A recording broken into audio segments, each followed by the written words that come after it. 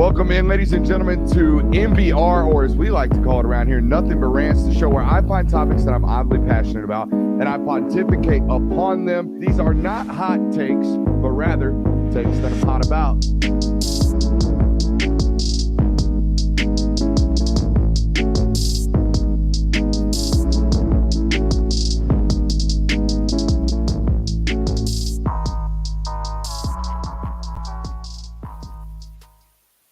What is up, ladies and gentlemen? Welcome in to NBR on a fine Tuesday evening.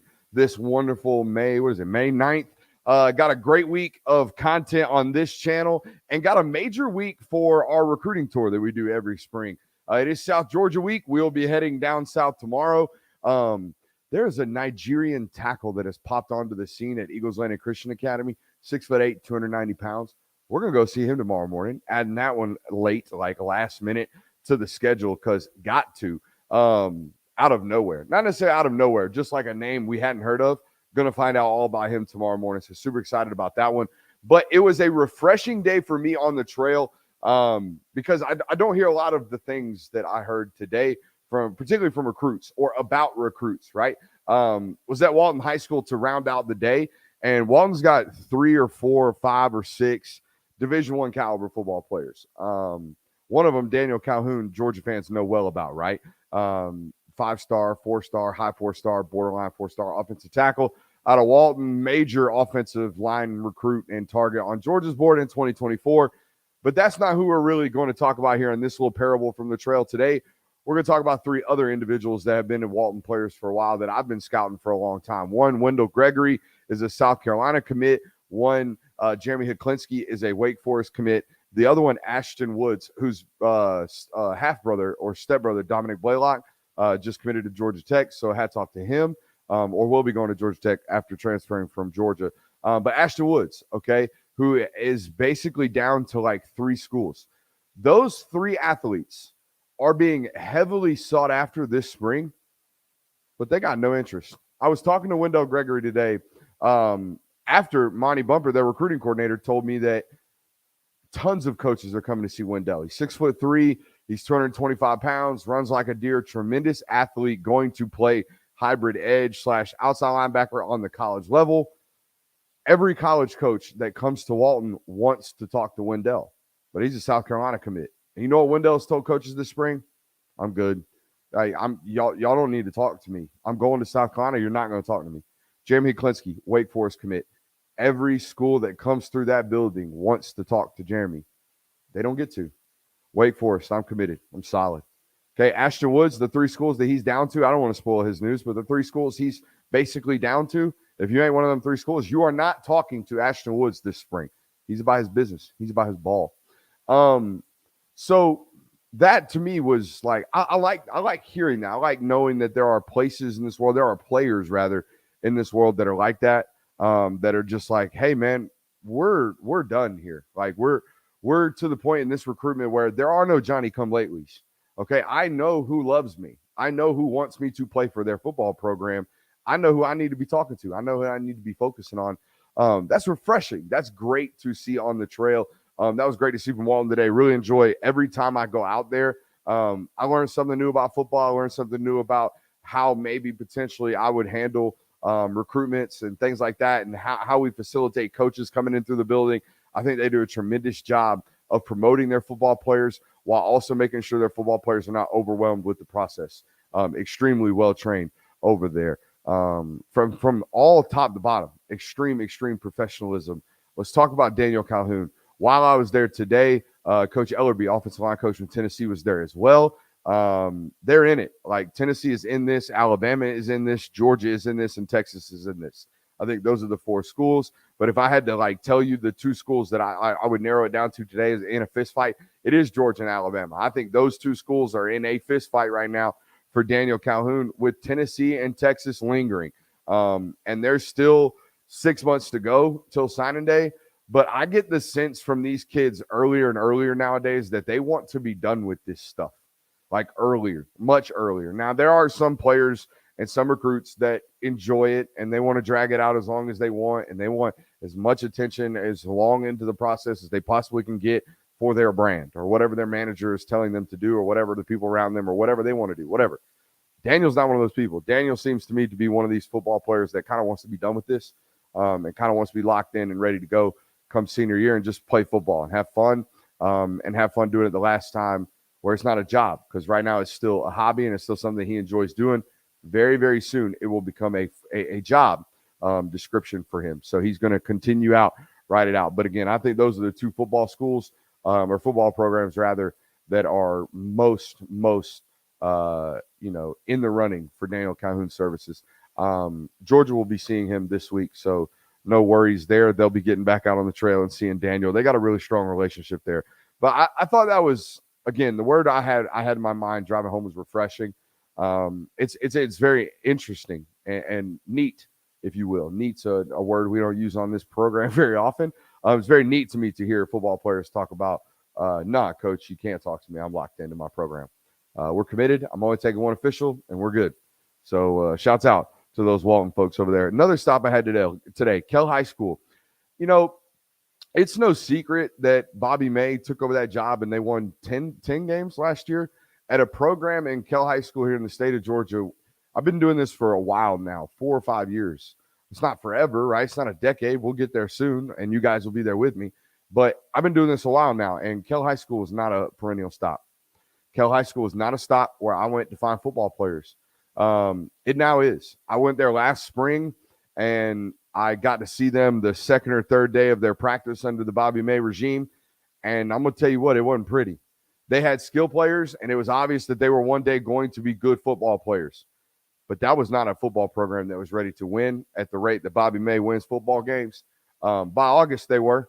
They won. They. I'm pretty sure they won their region or got close to winning. I can't remember off the top of my head. That's now a winning football program, and Kell High School is a football program that produces or will produce like double-digit Division I football players over the next 3 years. That is crazy to me. That is out of this world insane to me, considering where that program was just 12 months ago. When you go look at and a lot of those football players, I know where this is going to go. A lot of those football players were there. The same football players I saw in May of last year, a lot of them were there again this year, and they were much, much better football players. They looked better, they ran better, they played better, they are better because they have bought into the process over there. And again, there are no secrets in this. I find that's fun to me on this trail. We get to find this out every year about football.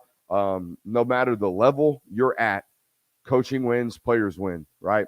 I was talking to another coach today, another high school football coach, not on the calendar, okay, just another really predominant football coach. And we were laughing about the idea that some coaches in this state are being criticized for players coming to their program. And I just laughed as if to say, is that not what we're doing here? Are what we do, is it not what we are trying to do to build something that people want to be a part of? God forbid we do that. God forbid we build an organization, a company, a football program, a daggum restaurant. God forbid we build anything in this world that people recognize as good and want to be a part of. God forbid we do any of that. I don't sit here and crack on a single high school kid nowadays for transferring. If you think you need to grow somewhere else and you are not happy where you are planted, uproot yourself and go. We allow that, right? So when, football programs around this state and around this country are acquiring talent and people are uprooting their families and moving into these areas to play for these programs or play for these coaches, first of all, it's legal. Second of all, shame on them for building something great people want to be a part of. I hate that, man. I hate when people do the, I'm going to try to cut people down because they're having great success or they're doing something that I want to do. That baffles me when people do that. So shouts out to the programs in this state of Georgia. And there are dozens of them, dozens and dozens of dozens of really, really, really, really, really well-ran programs. And every single one of them has a new student, coming in ninth grade. Yeah, we moved our whole family over here because Johnny wants to play football, and I entrusted this staff with coaching my son. God forbid that happens. I get so frustrated sometimes listening to that stuff. Welcome in to tonight's show. Those were thoughts from the trail. Look, guys, I don't know what you expect from me. I don't know if you guys like that. We talked about one Georgia caliber football player. Okay, we could talk about Logan or Jordan J-Lo, Justin Logan. We could talk about Justin Logan from Kell High School, who I think is an SEC football player, but he doesn't have a Georgia offer. And he may not get a Georgia offer. That is where your program is. I saw 20 Division I football players today, 25 probably. Division I Power 5 football players. None of them, except for one, can play at Georgia. That's where you are. Congrats. Here's to you. Pound that like button. Hit that subscribe button on the YouTube channel if you haven't already. We appreciate you for being here. Loaded show for you guys tonight. It's not really loaded from a diversity of topics standpoint. We are kind of going to be staying in the same ballpark all night long, and that's with win totals. I thought it would be fun to go through the SEC schedule or the SEC East slate. Maybe we take a look at the West as the week goes on or as the spring goes on. But I thought it'd be a fun idea to go through. And instead of, I'm not a Vegas guy, I'm not. We're not sponsored by DraftKings, FanDuel, none of them big money folks. We just give kind of football opinions. I'm not the Vegas guy. So when I tell you that I have no idea what the team total wins are in Vegas, believe me, I don't. I could tell you how much Daniel Calhoun weighs to the T right now. Could not tell you what the team total wins are for anyone other than the University of Georgia. So tonight, what we're going to do is we're going to play basically, hey, Brooks, go through the schedule, give me the overview of each football team, kind of tell me what you think about their schedule. Does that sound good? And at the end, I'll kind of tell you where I think they're going to land, and then you can make your betting totals based off of that. Because I don't know if I know gambling, but I do know that I know football, and I do know that I know these rosters. So let's take a look at it, shall we? I think we should. Appreciate it. Not that I need your approval for these topics, but sometimes it is good. Although I will say this, especially during the down times of the offseason, as long as you're not asking me to go back and break down film of Lindsey Scott's freaking run, Lindsey, run, touchdown from freaking 1981, we'll probably do it with regards to content suggestions. So if you have something that you want covered, or if you have something that you want talked about, this is probably the network to do it, because we are pretty listener driven, particularly in Discord. Oftentimes we will ask the Discord literally, hey, what are we doing today? What do y'all want to talk about? So yeah, we are kind of listener driven, but today, last night, 1:00, I was like, you know what? Look at these schedules. Let's go hammer them out. Tennessee, let's start with them. Big Volunteers season, right? You lose Hendon Hooker to the NFL draft. You lose Jalen Hyatt to the NFL draft. You lose Cedric Tillman to the NFL draft. You lose Darnell Wright to the NFL draft. You lose the edge rusher Byron Young to the NFL draft. You lose your linebacker to the NFL draft. You lose. Did I miss anybody?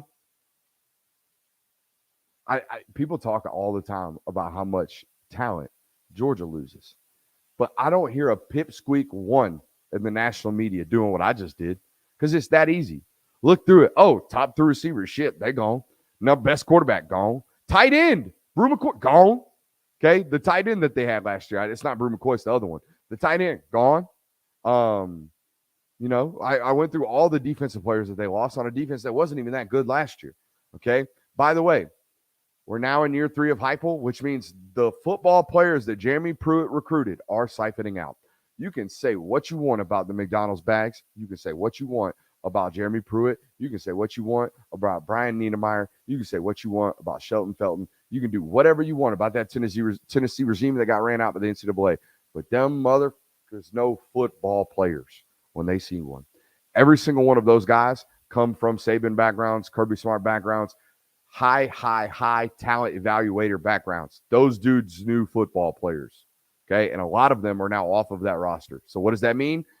That means the guy in Josh Heupel better start reloading the roster, and these guys that he's landed on the recruiting trail better start hitting really, really quickly. So that's kind of the brief overview. Now, let's look at the schedule, okay? I think I like to group, schedules or put schedules rather together in groups. And if you look at the opening of Tennessee's roster, Tennessee's schedule, they should open the game or season 4-0, okay? Virginia, Austin Peay, Florida, UTSA. Hey, by the way, spoiler alert, there's going to be a theme here. I am out on Florida. Out on Florida. Every single time Florida comes up in this discussion, we will talk about how we believe that is a winnable football game. We're going to put a check in the box.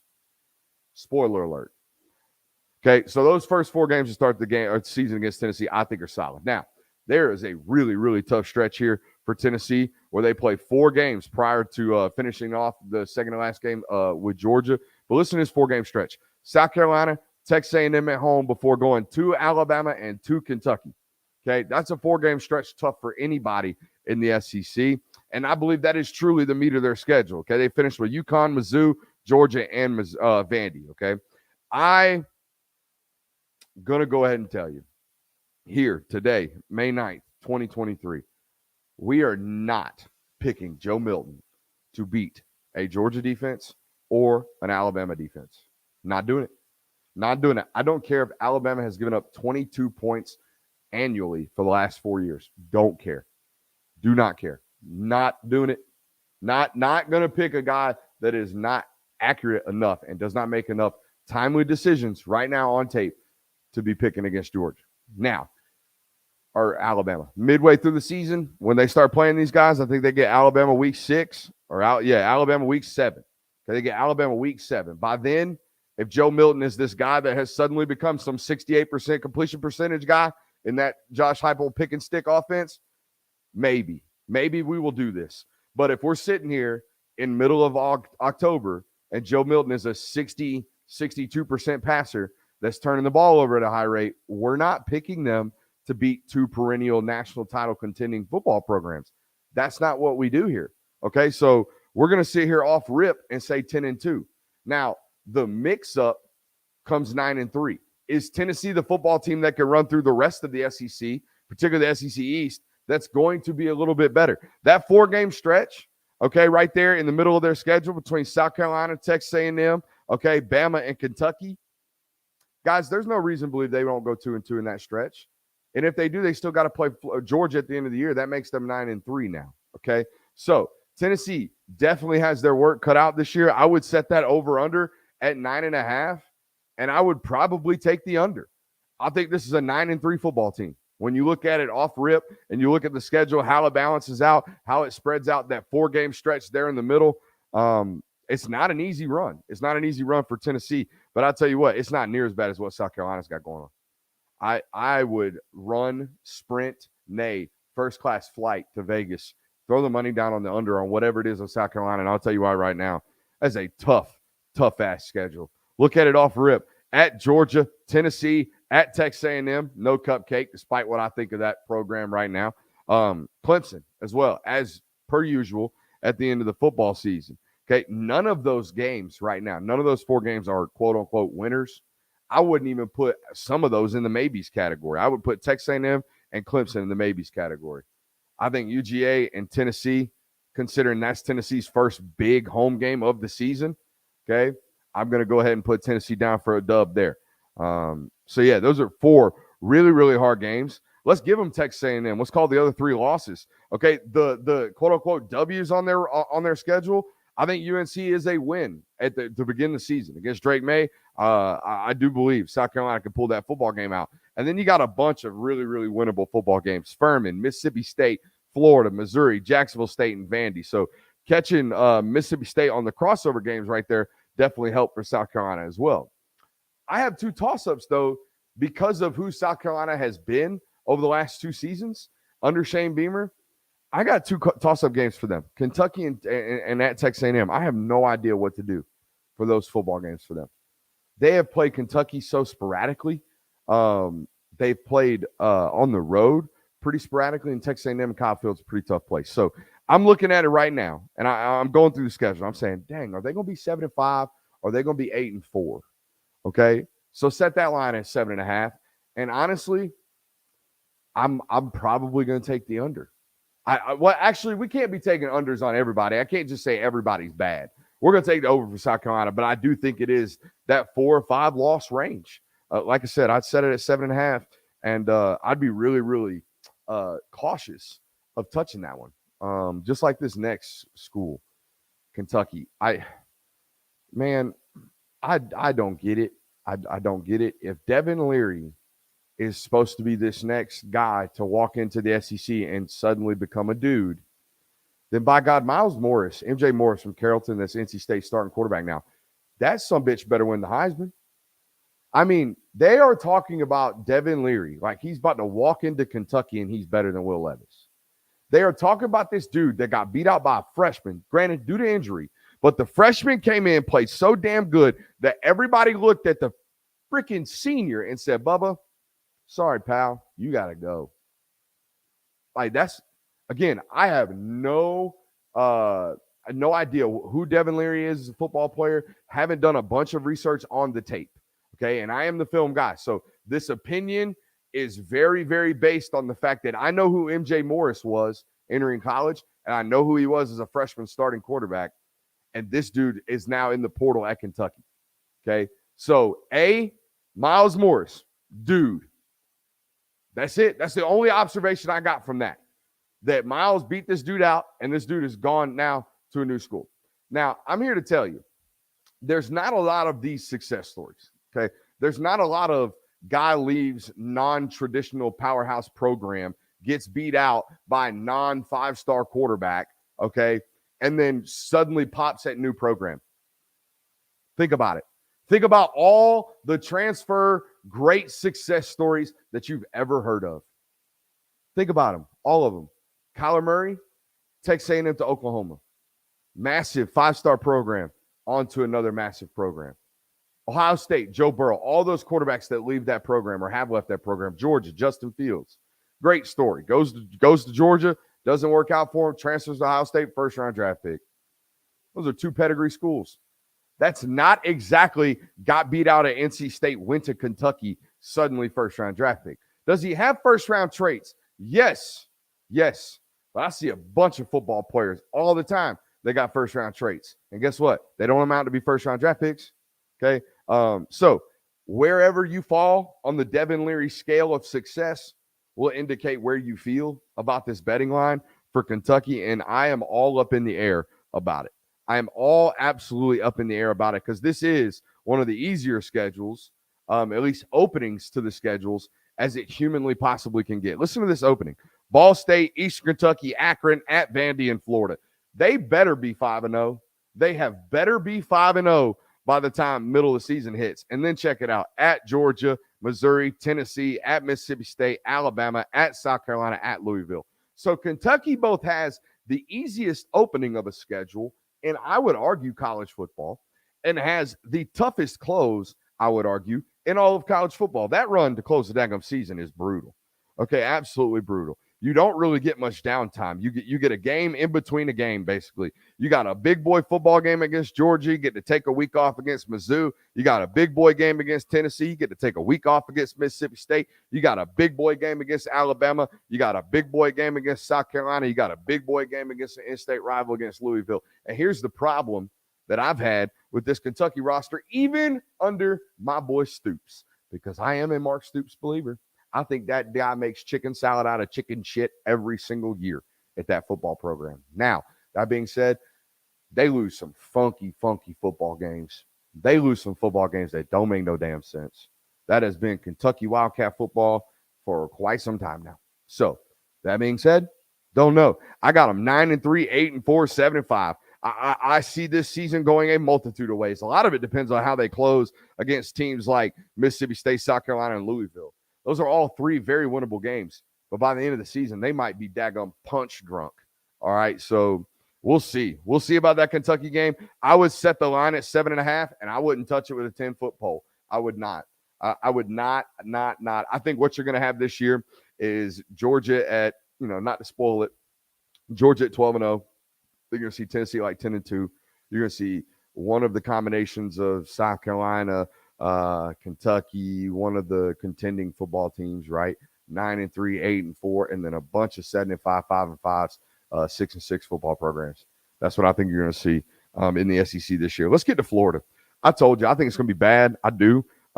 Their entire season is a balance between a cupcake and a test, a cupcake and a test, a cupcake and a test.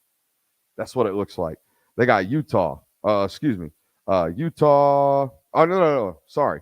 here's the test because I took out all the cupcakes. They got 5, 6 really tough football games at Utah. That is not going to be easy. Tennessee at home, at South Carolina, UGA, of course, at LSU and Florida State.